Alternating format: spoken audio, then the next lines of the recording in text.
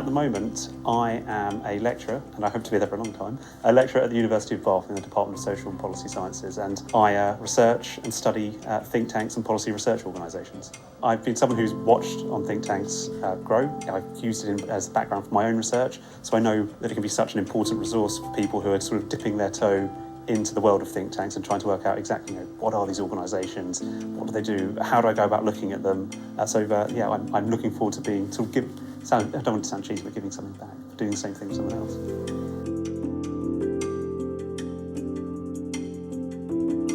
I think it's important to support think tanks because they're very strange organisations. People find them hard to define, and I think people who work inside think tanks as well sometimes wonder who they are and what they do. The reason they're so hard to define is because they're not one thing. They're sort of in between several organisations all the time, and always acting in ways which are similar but never the same. And they also look so different across the globe as well. When you go to one country and think tanks may be almost inside the state, you go to another country and the majority of think tanks are outside. It's a very diverse term and a very diverse brand, should we say.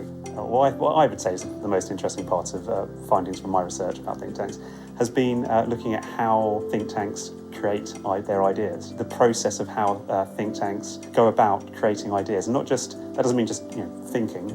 It means about finding the issue that needs to be defined or the problem that needs to be solved. How they marshal different professions, organisations, and activities into their work, and make this very sort of hybrid knowledge, which is a bit political, but also a bit academic and a bit journalistic at the same time.